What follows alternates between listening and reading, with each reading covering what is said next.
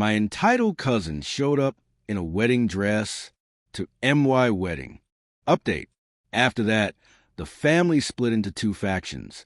Team Sanity, most of the extended family, who were appalled by Talia's behavior and openly called her out for it. Team Talia, basically just my aunt, one great aunt, and a random cousin from Florida who clearly didn't understand what happened. My aunt kept insisting that Talia had been emotionally fragile lately due to a recent breakup, and that maybe the dress was a cry for help. I asked her, then why did she Venmo request us for reimbursement? No answer. My mom tried one more time to smooth things over by inviting Talia to a post-wedding brunch the following weekend. Talia declined via text. I'll pass. Don't feel like subjecting myself to more insecure energy and fake smiles. Tell the bride I say you're welcome for the engagement the internet's giving her. I'm sorry, what? Ironically, her plan to steal the spotlight kind of backfired. A few mutual friends unfollowed her on Instagram after the reel. One even commented, "Really poor taste. Hope this was just a bad decision, and not who you are now." She deleted that comment, but didn't delete the post. A girl I went to college with who Talia barely knows messaged me saying, "I used to think Talia was just a little dramatic, but now I get it. You handled that like a saint." And you know what? I did handle it well. I could have thrown her out the moment she walked in. I could have made a scene. But I chose peace until she gave me no other option. The best part? Our wedding photographer sent us the most beautiful pictures.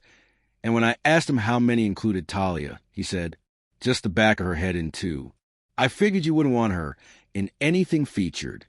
Legend, a week after the wedding, Talia sent me one last message. It was long, and I won't paste the whole thing here, but the highlights were, she accused me of turning everyone against her, claimed I ruined her reputation, said she was just expressing her confidence, and told me, "You owe me an apology for overreacting and embarrassing me in front of the entire family." That was when I realized this woman lives in a different reality. I didn't respond. I blocked her, and I finally let myself enjoy being done with the whole thing. Despite everything, the wedding was still beautiful. Our guests had an amazing time. People danced until midnight. Josh and I honeymooned in Greece and laughed about the Talia of it all while sipping wine on a balcony overlooking the sea. And the people who mattered, our friends, our chosen family, showed up hard for us. My mom gave a toast that literally made people cry. My in-laws were supportive and chill through every moment. My bridesmaids were ride or die. And Josh, he danced with me under the string lights, whispered worth it in my ear, and kissed me like there was no one else in the world. Talia may have tried to hijack my wedding, but she didn't get it. She didn't win. Update. Josh and I had returned from our honeymoon. Wedding gifts had been unwrapped. Thank you cards were underway, and the memory of Talia in a wedding dress had finally faded into something that made us laugh more than cringe. But then came the baby shower. My cousin, different side of the family, we'll call her Sarah, was 7 months pregnant, and her mom threw her a big baby shower at a community center. It was sweet, all pink and pastel, food catered, cute games, the works. I wasn't expecting any drama. This side of the family is low-key and kind. Josh came with me, since it was co-ed, and we were excited to just exist as normal guests at a family function. And guess who walks in 45 minutes late? Again. Yep, Talia. At first, I actually felt pity more than anything. She clearly came with the same agenda. Steal attention, look better than everyone else, and pretend like nothing happened. She made a point of ignoring me and Josh completely, which was fine by us. Right after the gift opening, I stepped outside to take a call. Josh was chatting with Sarah's husband. So I figured I'd go get some air. Talia followed me. I didn't say anything. I just looked at her, waiting. She opened with, "I know you're still upset, but I think you misinterpreted what happened at your wedding." I blinked. Misinterpreted? She continued, "It was never about you. It was about me needing to reclaim my confidence after what I went through with Adam. Adam equals her ex-boyfriend, who dumped her shortly before my wedding. She then launched into a monologue about how she felt like her identity had been erased in that relationship, and that wearing the dress was symbolic of her rebirth. I swear to God I'm not making this up. She literally called her Phoenix Moment. I stood there, stunned. Me. So your rebirth had to happen at my wedding? In a bridal gown. She shrugged. It was a beautiful setting. I felt powerful. At that point, I said, Talia, we're not doing this again. If you want to apologize, apologize. But don't spin it into a TED talk about your sparkle.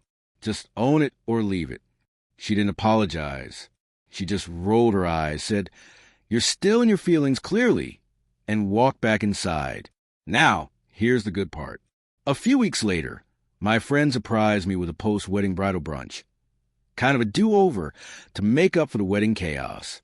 They told me, This is your clean, Talia-free celebration. It was adorable. Brunch food, flower crowns, mimosas, and a slideshow of actual wedding pictures, minus Talia. Josh even dropped off flowers and a card that said, In case she shows up again, this is your emergency exit bouquet. Flash it, and we'll come get you. My heart melted. We played games, did a small gift exchange, and just basked in the calm. Every single person there knew what had happened and made a point to say, You handled that with more grace than I could have. It was a closure I didn't know I needed. A week after that brunch, I got a DM on Instagram from Adam, Talia's ex, the guy she claimed had destroyed her confidence and erased her. He wrote, Hey, I know we've never spoken, but I heard what happened at your wedding. I'm so sorry you had to go through that. I was caught off guard. We weren't connected online, and I had zero relationship with him. But I replied politely and said thank you. He then wrote, She did the same thing at my cousin's wedding 2 years ago. Showed up in a sparkly white dress, got drunk, and tried to give a speech. He continued, It's kind of her thing. She can't stand when other people are the center of attention. I think she sees weddings as threats. Then he said something that gave me chills. She used to talk about how people don't know how to shine properly. It was like some weird personal mission. I asked if he knew about the Phoenix. Excuse she gave me. He replied, Oh, God. She used that with me too. After she got fired from a job, she posted a picture of herself in a crown and captioned it, Rising from the Ashes. I thanked him for reaching out, and he wished me and Josh well. Honestly, it confirmed everything I had already suspected but hadn't wanted to believe. Talia's behavior wasn't a one-off. It was a pattern. People keep asking me this. Some relatives say, She's family. You'll have to make peace eventually. My answer? Nope. I don't hate her. I don't even want revenge. I just want distance. If she gets therapy and genuinely grows, great. But she doesn't get automatic access to my life just because we share DNA. Josh and I have talked about it. When we eventually have a baby, she will not be invited to the shower, or the gender reveal, or the first birthday, or literally any event where she might show up in a tiara and claim she's a child's confidence coach. I've learned that just because someone's family doesn't mean they're entitled to a front row seat in your life, especially not if they're going to compete for the spotlight at every turn.